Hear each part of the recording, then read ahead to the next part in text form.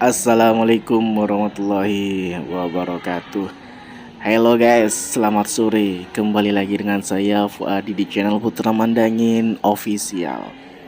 Oke guys ya, kali ini saya berada di kawasan Tanjung Perak ya guys ya. Yang mungkin tidak asing ya guys ya mengenai kawasan ini ya guys ya. Dimana kawasan ini adalah salah satu kawasan yang betul legendaris ya. Dan di kesempatan kali ini saya berhenti sejenak ya sebelum saya ke Pelabuhan Perak ya guys ya. Saya berhenti di area masjid ya guys ya. Masjid, dimana masjid ini mungkin sudah banyak yang tahu juga ya. Jadi ini adalah salah satu masjid ya guys ya. Tepatnya berada di kawasan Pelabuhan Perak ya guys ya. Banyak orang-orang yang berpergian jauh juga istirahatnya di sini ya guys ya.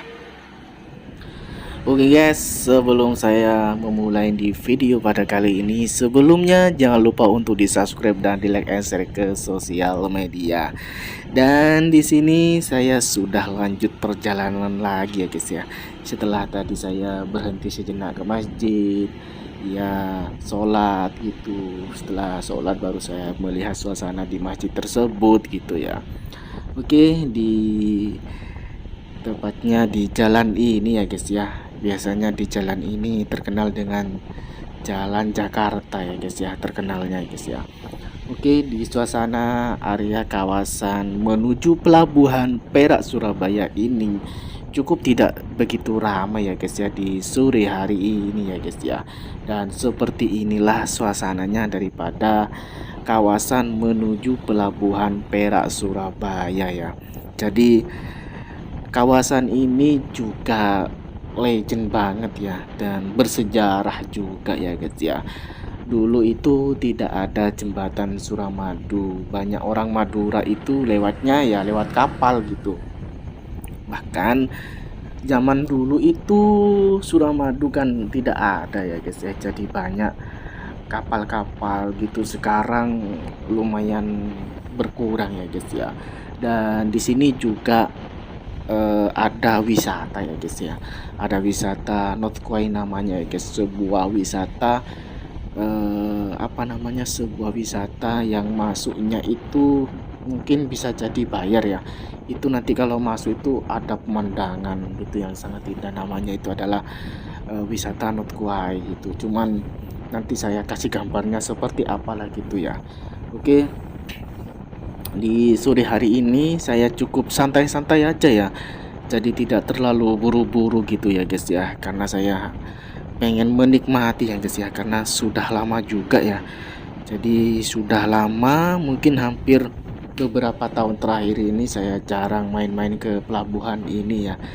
Kalau dulu sih sering ya guys ya, sering. Bahkan bisa jadi setiap bulan itu pasti bolak-balik ke pelabuhan ini karena posisi saya dulu kan sempat kuliah juga di Kamal itu. Jadi kalau mau ke Surabaya itu kebanyakan saya lewatnya di kapal gitu. Karena pelabuhan Perak ini dekat dengan kapal juga. Maksudnya dekat dengan Kamal lah gitu. Apalagi Kamal kan termasuk kawasan kampus Universitas Trunojoyo Madura, jadi lebih dekat gitu. Nah, kenapa nggak lewat Suramadu? Itu muternya itu lumayan gitu, agak jauh gitu kalau dari kampus ya guys ya. Makanya saya kebanyakan lewat kapal ya guys ya. Oke, kembali lagi ke topik pembahasan ya guys ya. Di sini saya pengen melihat sebenarnya suasana terkini di tahun 2025 ini mengenai Pelabuhan Perak ini ya. Dan di depan saya ini adalah pintu gerbang masuk Pelabuhan Perak ya.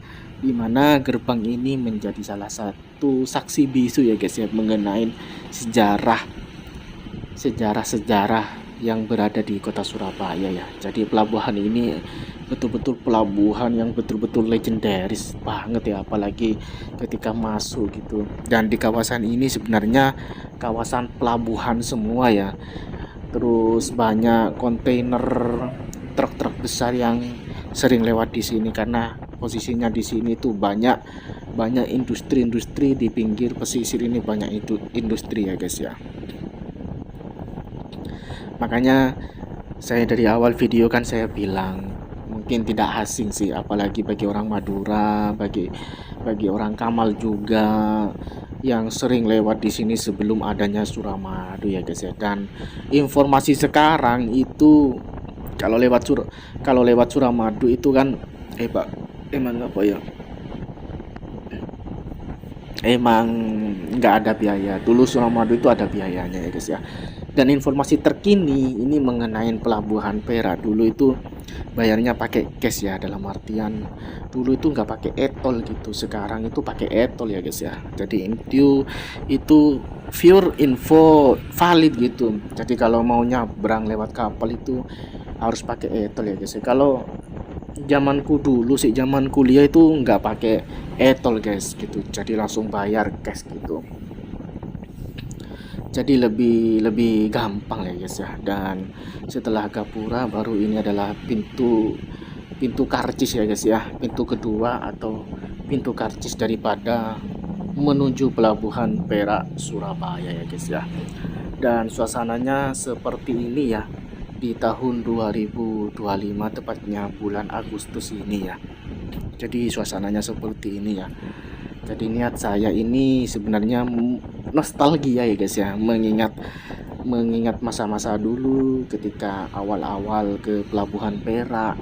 Sebenarnya kalau bicara Pelabuhan Perak itu mulai dari kecil saya sudah merasakan pelabuhan ini ya guys ya, dulu sama keluarga juga ya guys ya. Tapi setelah itu baru saya nggak merasakan lagi, baru ketika masuk kuliah baru saya bolak-balik di sini. Oh ternyata seperti ini ya pelabuhan Perak gitu. Kalau dulu masa kecil ya cuman satu kali ya guys ya, ketika sudah masuk kuliah baru saya apa namanya bolak-balik gitu, Surabaya, Kamal, Madura, Surabaya, Kamal, Surabaya, Kamal gitu. Ya lewat pelabuhan Perak ya guys ya. Dan dulu itu banyak warung ya guys ya. Cuman sekarang kan sudah banyak yang tutup warungnya ya guys ya.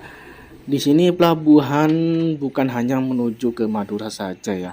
Jadi ada kapal, salah satu kapal yang juga menuju ke kawasan lain seperti Kalimantan, Sulawesi gitu bisa ya. Jadi naik kapal di sini tuh bisa gitu. Jadi ada jalurnya masing-masing gitu ya guys ya. Dan informasi yang terkini yang sudah saya jelasin bahwasanya kalau naik kapal sekarang itu wajib pakai etol ya guys ya. Kalau nggak pakai etol itu nggak bisa ya guys ya. Jadi wajib pakai etol lah gitu. Kalau dulu kan emang nggak pakai etol ya, namanya zaman gitu, zaman tambah modern, tambah berkembang juga gitu. Akhirnya yang ngikutin juga sehingga pembayaran itu harus pakai etol gitu untuk naik gitu ya guys ya. Oke guys, di sini saya sebenarnya juga berhenti sejenak ya guys ya di salah satu warung ya guys ya. Dimana warung ini juga berpuluh-puluh tahun ada di sini ya guys ya. Biasanya kan di sini kan banyak warung gitu ya guys ya. Cuman masalahnya kan sudah banyak warung yang tutup, mungkin pindah ke tempat lain. Saking apa namanya? Saking sepinya ya guys ya. Jadi sekarang kan lumayan agak sepi, penumpang-penumpang yang nyabrang itu pun mayoritas ya, mayoritas kebanyakan mahasiswa UTN gitu. Jadi yang nyabrang itu biasanya mayoritas mahasiswa. Banyak sih lokalnya juga, cuman nggak seberapa sih. Kalau mahasiswanya kan banyak. Karena apa? Di Universitas Trunojoyo Madura itu lebih dominan orang Jawanya dibandingkan orang Maduranya. Itu pun kalau saya lihat kebanyakan di kampus Universitas Trunojoyo Madura itu kebanyakan pakai bahasa Indonesia sama bahasa Jawa. Ya bukan poin meninggalkan daerah bahasa Madura enggak, cuman masalahnya kan mayoritasnya gitu. Ya bagus sih sebenarnya di Kamal itu ada sebuah kampus yang juga ternama gitu. Jadi eh, bisa menjadi ramai gitu. Asal asal dulu itu Kamal itu dikenal dengan apa namanya ya? Dengan wilayah yang apa namanya? Orang itu berpikir negatif gitu. Tapi saya kan bagus gitu ya guys ya, karena pada dasarnya sudah ada kampus, sudah ada penerangan banyak, meskipun dulu terkenal negatif gitu ya guys ya. Cuman alhamdulillah semenjak ada kampus Universitas Trunojoyo Madura itu semakin ramai dengan mahasiswa mahasiswi yang dari Jawa. Ya pokoknya mayoritas itu dari Jawa gitu ya guys ya, dari Madura itu pun ya ada, cuman nggak sebanding dengan banyaknya mahasiswa yang dari Jawa ya guys ya, karena saya sendiri kan alumni UTM jadi ngerti gitu ya guys ya. Itu menurut menurut pandangan saya, tapi menurut data analitik ya mungkin saya nggak paham ya guys ya, lebih banyak mahasiswa Madura apa lebih banyak mahasiswa Jawa. Ya, makanya kan poin utamanya patut bersyukurlah dengan adanya sebuah kampus Universitas Trunojoyo Madura ini, sehingga memulihkan lagi ya guys ya, pelabuhan-pelabuhan, sehingga membuat ramai gitu. Ya terkadang kan dari kampus itu kan mahasiswa kan agak malas gitu muter kalau lewat Suramadu jauh, iya kalau lewat malam itu juga rawan gitu. Makanya kan cukup waspada ya, paling enak ya lewat lewat kapal ini gitu di Pelabuhan Perak ini ya guys ya. Oke, seperti inilah suasana Pelabuhan Perak yang berada di wilayah Surabaya. Kalau wilayah di Kamalnya sendiri saya pernah buat video, cuman tidak terlalu itu ya, cuman singkat-singkatnya saja gitu. Jadi tidak sampai ngevlog lama di area kawasan Pelabuhan Kamalnya. Ya, jadi berhubung di sini saya berada di pelabuhan dekat yang Surabaya, masuk kawasan Surabaya, akhirnya saya bernostalgia ya guys ya, dalam artian mengenang lagi gitu ya guys ya.